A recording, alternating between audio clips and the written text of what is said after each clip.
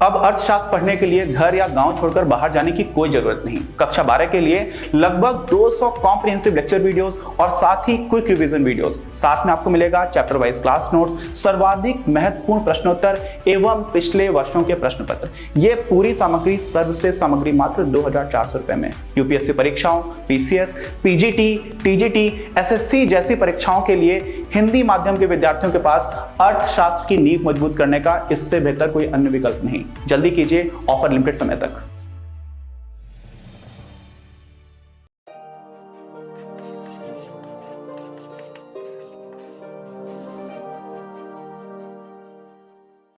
कक्षा 12 में अर्थशास्त्र की दो किताबें हैं। एक है व्यष्टि अर्थशास्त्र का परिचय और दूसरा है समष्टि अर्थशास्त्र का परिचय। अब व्यष्टि और समष्टि में कंफ्यूज ना हो तो इसको ध्यान रखने के लिए हमारे एक पूर्व प्रधानमंत्री थे श्री अटल बिहारी वाजपेयी, उनकी कविता है और उसकी कविता में एक लाइन आती है। उनकी कविता में जो पंक्ति आती है वो कुछ ऐसी है, मैं तो समष्टि के लिए व्यष्टि का कर सकता बलिदान अब है। मतलब समष्टि के लिए व्यष्टि का बलिदान कर सकते हो, तो समष्टि के लिए अगर व्यष्टि का कोई बलिदान करेगा इसका मतलब ऐसा तो नहीं होगा समष्टि मतलब कुछ बड़ा होगा जिसके लिए किसी छोटी चीज को बलिदान किया जाएगा, है ना। तो व्यष्टि जो है वो जब हम बात करते हैं व्यष्टि अर्थशास्त्र की तो किसी इकाई की बात की जा रही होती है। इकाई का क्या मतलब होता है यहाँ पर? इकाई का मतलब ऐसा होता है कि कोई भी ऐसा प्लेयर, इंग्लिश में उसको प्लेयर भी बोलते हैं, जो भी उसमें कोई रोल प्ले कर रहा है ना, जो भी हमारा आर्थिक गतिविधियां हैं उसमें रोल प्ले करने वाला कोई भी ऐसा इंस्टीट्यूशन। इकाई का मतलब सिर्फ इंसान नहीं है, कोई कंपनी भी हो सकती है जो कोई निर्णय लेने का अधिकार रखती हो। जैसे मान लीजिए मैं एक कंज्यूमर हूँ, ठीक है, तो मैं क्या करूंगा, मैं जाकर के मुझे 10 रुपए है मेरे पास। मैं आपको अपने बचपन की कहानी सुनाता हूँ। हम लोगों को कभी कभी 1 रुपए मिलता था और 1 रुपए से कुछ कुछ टॉफी खरीदने का मन होता था, तो हम लोग हिसाब लगाते थे कि 1 रुपए में कौन सी टॉफी खरीदी जा सकती है ना। और उस 1 रुपए में टॉफी को छोड़ करके कुछ और खाने का भी कभी कभी कुछ मन करता था। तो जैसे 1 रुपए में उस समय 16 कंपट मिलते थे और साथ में 1 रुपए में हाजमोला मिलता था जिसमें 6 गोलियां निकलती थी। और हाजमोला का ही एक दूसरा कॉम्पिटिटर था जिसको पचवाला बोलते थे, उसमें 14 या 15 गोलियां निकलती थी। तो हम लोग ये सोचते थे उस टाइम पर कि हमें तो खाने के स्वाद से मतलब है, उसमें क्या है, अच्छा है खराब है, उससे तो मतलब था नहीं। तो 1 रुपए में उसको कैसे खर्च करना है, रुपए तो एक ही है। तो जो मेरे पास संसाधन थे वो सीमित थे और उन सीमित संसाधनों से बहुत सारी चीजें हैं जो खरीदी जा सकती हैं, लेकिन एक ही चीज खरीदनी है मुझे। 1 रुपए में आप कंफर्ट भी खरीद सकते हो, 1 रुपए में हाजमोला भी खरीद सकते हो, 1 रुपए में पचवाला भी खरीद सकते हो। तो हम लोग, आप भी ऐसा करते होंगे कि आप भी जब निर्णय ले रहे हैं कि उस संसाधन को कैसे खर्च किया जाए, तो वो निर्णय लेने की जो भी क्षमता रखता है उसको हम लोग यहाँ पर इकाई बोलते हैं। तो इन सारी इकाइयों को हम लोग पढ़ते हैं व्यष्टि अर्थशास्त्र में, ठीक है। और जैसे कि कविता में था कि व्यष्टि का बलिदान किया जा सकता है समष्टि के लिए, वैसा अर्थशास्त्र में नहीं है। वैसा इसलिए नहीं है क्योंकि व्यष्टि को मिला करके ही वहां पर समष्टि बन रहा है, ठीक है। लेकिन समष्टि को पढ़ने का जो अलग कारण है वो जो हम समष्टि अर्थशास्त्र की बात करेंगे तो उसमें हम लोग ठीक से डिटेल में देखेंगे। लेकिन अभी के लिए समष्टि आप ऐसे समझ लीजिए कि बहुत सारी वस्तुएं हैं और बहुत सारी सेवाएं हैं, वो कई बार एक ही दिशा में काम कर रही होती है। जैसे कोई भी आर्थिक परिवर्तन हुआ, आर्थिक परिवर्तन किस तरह का हो सकता है? मान लीजिए किसी देश में युद्ध हो जाए तो उस देश पे आर्थिक हमला हो रहा है, आर्थिक हमला भी हो रहा होता है क्योंकि उसका काफी बड़ा संसाधन जाने लग जाता है किसमें, युद्ध को लड़ने में। साथ में हो सकता है उसकी कई सेवाएं बाधित हो जाए इस वजह से।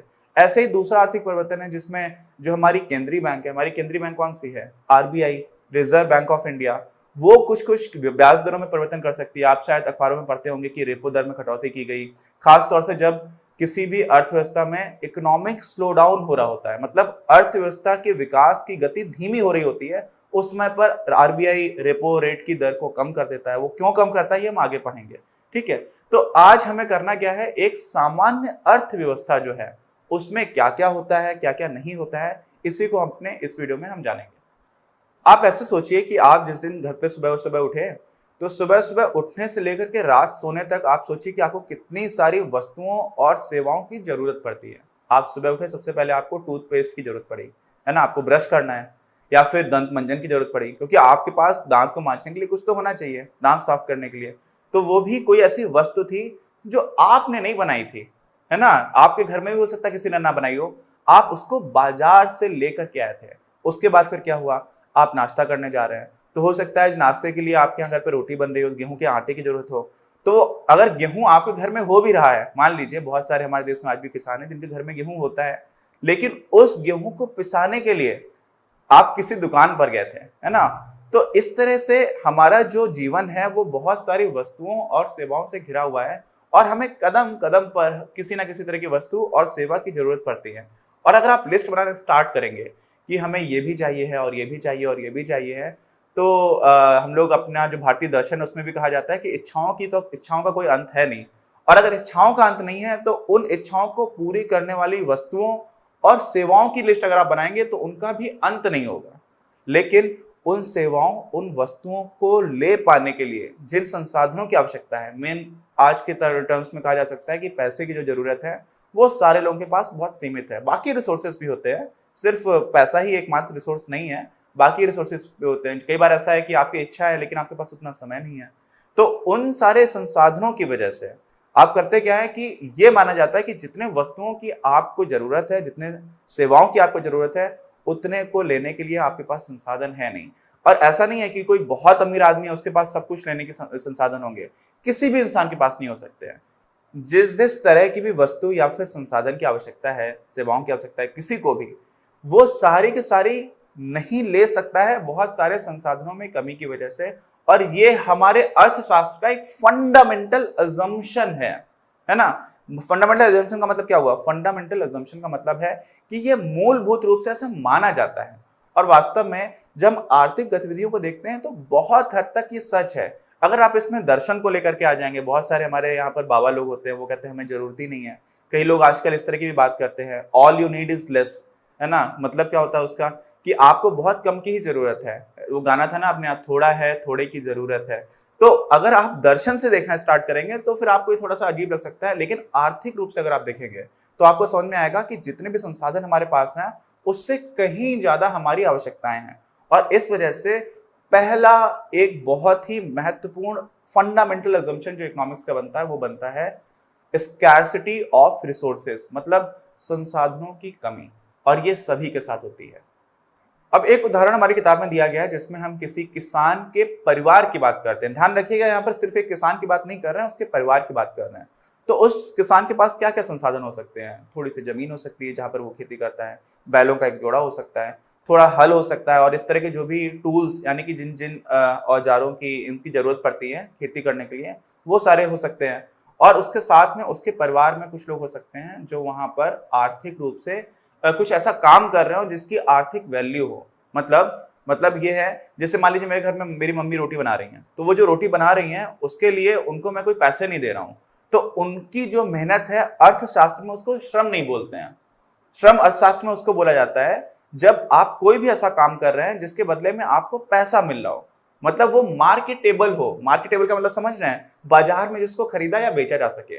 तो जो किसान का परिवार है उसमें बहुत सारी ऐसी गतिविधियां हो रही होंगी, बहुत सारे लोग ऐसा काम कर रहे होंगे जो आपस में घर में ही खर्च हो जा रहा है। लेकिन वही लोग किसान के परिवार के कई लोग ऐसे होंगे जो खेत में काम करते होंगे, और उनके खेत में काम करने की वजह से काफी जो भी पैदावार हो रही है उनकी, उसको बाजार में बेचा जा सकता है। तो इस वजह से उस किसान परिवार के पास एक तरह से श्रम का भी एक संसाधन है, क्योंकि वहां पर श्रम करने वाले लोग मौजूद हैं। तो ये सारे उसके पास संसाधन हैं। लेकिन क्या इस सारे संसाधनों से उसकी सारी आवश्यकताएं पूरी हो सकती हैं? नहीं हो सकती हैं। यही हम लोगों ने अभी थोड़ी देर पहले बात की थी। इसी तरह से मान लीजिए कि कोई टीचर है, जैसे मैं मान लीजिए एक टीचर हूँ, तो जो अध्यापक है उसके पास तो जैसे किसान के पास क्या क्या था, हल था या कुछ ऐसे संसाधन थे, बैलों की जोड़ी थी। लेकिन टीचर के पास तो हो सकता है कुछ भी ना हो। अभी जैसे मैं खड़े होकर के बता रहा हूँ तो निश्चित रूप से कुछ संसाधन है, तभी मैं आप तक अपनी बात पहुंचा पा रहा हूँ। लेकिन हो सकता है कि मैं गांव में बैठा हूँ या कहीं पर मेरे सामने कुछ बच्चे आ गए, तो मैं उनसे बात करके भी उनको कुछ चीजें समझा सकता हूँ। तो वैसी स्थिति में मेरे पास कोई ऐसा संसाधन नहीं है सिवाय मेरे उस स्किल के। स्किल इंडिया एक प्रोग्राम चल रहा है भारत सरकार का, आपने सुना होगा उसके बारे में। स्किल का मतलब क्या होता है कि आपके पास कोई एक कौशल है, और उस कौशल को भी एक तरह का संसाधन कहा जाता है। और आपको सच्चाई बताऊं, आज हमारे देश में या पूरी दुनिया में जो अर्थव्यवस्था है उसमें कौशल का बहुत महत्व है। पहले कहा जाता था कि जो आर्थिक जो भी पैसा है पूरी दुनिया का, उसको सोने से तुलना की जाती थी कि सोना बहुत है तो बहुत पैसा है। आज जो पैसा माना जाता है वो हमारे वैज्ञानिकों के दिमाग का पैसा है। वो हमारे यहाँ पर जो अभी सब लोग हॉलीवुड को जानते हैं पूरी दुनिया में। हॉलीवुड क्या है? कुछ ऐसे डायरेक्टर्स हैं, कुछ ऐसे स्टोरी राइटर्स हैं, कहानी लिखने वाले लोग हैं, अच्छी एक्टिंग करने वाले लोग हैं, उन लोगों का एक ग्रुप है। और वो लोग अपनी कुछ मूवी बनाते हैं और पूरी दुनिया में चलती है। हमारे भारत में बहुत सारे ऐसे लोग हैं जो इंग्लिश बहुत अच्छे से नहीं समझते हैं, तो वही मूवी उन्होंने जो बनाया है वो देखने के लिए पैसे देते हैं और उसको हिंदी या किसी दूसरी भाषा में भी देखते हैं। तो आजकल जो पैसा चल रहा है ना, वो आपके कौशल के दम पर चल रहा है और इसीलिए कौशल का इतना ज्यादा महत्व है। तो कई बार ऐसा लग सकता है ऊपर ऊपर से देखने पर कि यहाँ पर कुछ टेंजिबल नहीं है। टेंजिबल मतलब समझ रहे हैं? टेंजिबल मतलब जिसको छुआ जा सके, जिसको देखा जा सके। जैसे हल है किसान के पास, बैलों की जोड़ी है, उसको आप देख सकते हैं, लेकिन एक डॉक्टर को क्या क्या पता है ये आप देख नहीं सकते। आप डॉक्टर के पास जाते हैं, उसको फीस देते हैं ना, फीस किस बात की देते हैं? फीस इस बात की देते हैं कि वो आपको एक प्रिस्क्रिप्शन देगा, वो आपको बताएगा कि आपको ये समस्या है, आप ये दवाई ले लीजिए। तो वो जिसका ज्ञान है वो आपको दिखेगा नहीं, वो उसका कौशल है। तो कई बार ऐसा मत समझिएगा अर्थव्यवस्था में कि जो चीजें दिखाई पड़ रही है सिर्फ वही महत्वपूर्ण है। बहुत सारी चीजें जो दिख नहीं रही है वो भी बहुत महत्वपूर्ण है जब हम संसाधनों की बात करते हैं। तो यहाँ पर हमारी जो बात समझ में आती है वो वहां पे एक थोड़ा सा डिफरेंस हमें दिख रहा है। कुछ ऐसे संसाधन है जिनको छुआ जा सकता है, उनको हम बोल देते हैं वस्तुएं, और कई ऐसी चीजें होती हैं जिनको हम छू नहीं सकते हैं। जैसे मान लीजिए कि आपके विद्यालय से आपका घर 3 किलोमीटर दूर है और उसके लिए आप रिक्शा करते हैं। तो जब आप रिक्शे पर बैठे तो ऐसा तो है नहीं कि आपने रिक्शा खरीद लिया, ऐसा भी नहीं कि रिक्शा चलाने वाला जो इंसान है उससे आपको हमेशा कुछ लेना देना रहेगा या आपके घर पर वो परमानेंट एम्प्लॉई हो। आपने क्या किया, उस इंसान की सेवा खरीद ली थोड़ी देर के लिए, तो उसने आपको कुछ सेवा दी और उसके बदले में आपने उसको रिक्शे का किराया दिया। तो कई बार ऐसा होता है कि हम अपनी अर्थव्यवस्था में जो भी हमारी आवश्यकताएं हैं उनको दो तरह से पूरा होता हुआ देखते हैं। ये बहुत ही महत्वपूर्ण है, इसलिए मैं इसको इतना धीरे धीरे धीरे करके आराम से बता रहा हूँ। एक होती है वस्तुएं और एक होती है सेवाएं। वस्तुएं ऐसी होती है जिनको आप छू सकते हो, महसूस कर सकते हो। जैसे आपने बिस्किट खाया तो बिस्किट एक वस्तु हो गई, आपने जूते पहने, जूता एक वस्तु हो गई। लेकिन आपको अपने घर से अपनी नानी के घर ट्रेन से जाना है, तो जब ट्रेन से आपने जो यात्रा की उसमें आपने कुछ खरीदा नहीं, कोई वस्तु नहीं खरीदी, आपने वहां पर एक सेवा खरीदी है। तो डॉक्टर के पास जाना, किसी अध्यापक के पास जाना, यात्रा करना, ये सारी क्या है? ये सारी की सारी क्या है? ये सेवाएं हैं। अब इसका मैं आपको एक बहुत शानदार उदाहरण देता हूँ। तो हमारे देश में एक अभिनेता है राहुल बोस, वो एक होटल में गए, 5 स्टार होटल में रुके हुए थे। तो उन्होंने 2 केले मंगवाए और उन 2 केले को जब उन्होंने बिल देखा तो उसमें कुछ 700-800 रुपए कुछ ऐसा बिल था, मुझे एग्जैक्टली याद नहीं, बट 500-600 रुपए के आसपास 2 केले की कीमत थी। तो उन्होंने ये चीज अपने ट्विटर अकाउंट पर डाल दी। तो जब उन्होंने ट्विटर पर ये डाल दिया तो उस पर पूरे देश में बहस होने लगी और जो होटल था उसके ऊपर एक फाइन भी लगाया गया कि आप 2 केले इतना महंगा कैसे चार्ज कर सकते हो, और उसमें हमारे जीएसटी और इस तरह की बहुत सारी चीजें लगती हैं। तो जीएसटी लगने में भी हमारे देश में थोड़ी कठिन हो सकता है, लेकिन आप समझेंगे तो आपको इंटरेस्टिंग भी लगेगा, चीजें समझ में भी आएंगी। होता क्या है कि केले या जो चीजें एकदम रॉ मटेरियल है, रॉ मटेरियल मतलब जो कच्चा माल है, जैसे केला है, जो सीधी सीधी उपज है, उसके ऊपर हमारे देश में भी जीएसटी नहीं लगता है ना, क्योंकि केले तो जमीन से हो रहे हैं और मुख्य रूप से किसान उगा रहे हैं। लेकिन वहां पर उन्होंने उस पर जीएसटी भी लगाया हुआ था।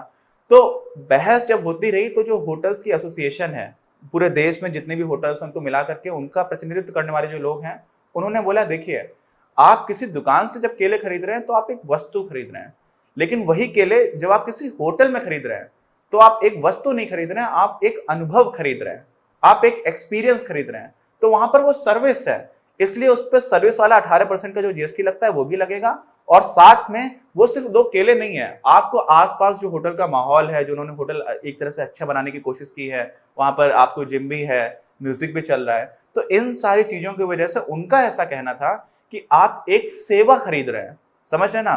तो एक ही चीज को यहाँ पर आप सोचेंगे कि अरे ये तो केले थे, ये तो वस्तु है, लेकिन उसको कैसे कैसे, जैसे आप समझ लीजिए ना, कई बार हम लोग किसी अच्छे होटल में खाना खाने जाते हैं, किसी रेस्टोरेंट में खाना खाने जाते हैं, तो वहां पर वो खाना बहुत महंगा पड़ता है। अब उस खाने को बनाने की जो कीमत है वो तो उतनी ज्यादा नहीं है, लेकिन वहां पर आपके पास एक वेटर खड़ा रहेगा, वो आकर के बोलेगा कि सर आपको क्या चाहिए, है ना। तो वहां पर हो क्या जाता है कि वो सिर्फ वस्तु नहीं हो रही होती है, वहां पर वस्तु के साथ साथ सेवा बड़ा महत्वपूर्ण हो जाती है। तो इस तरह का डिस्टिंक्शन भी कई बार हमें करना पड़ जाता है। लेकिन अभी के लिए आप समझ लीजिए, सिंप्लिसिटी के लिए, आसानी के लिए, कि वस्तु कोई ऐसी चीज है जिसको आप छू करके देख सकते हो, छुआ है, उसको महसूस कर पा रहे हो, आप उसको कंज्यूम कर पा रहे हो, वो टेंजिबल है। और सेवा ऐसा है जिसको आप उस तरह से कंज्यूम नहीं कर रहे हो, उसका भी आप खपत कर रहे हो, उसका भी उपभोग कर रहे हो, लेकिन उसको डायरेक्टली छुआ नहीं जा रहा है। तो ये एक बहुत महत्वपूर्ण कॉन्सेप्ट है जो आप सभी को ठीक से समझ में आना चाहिए।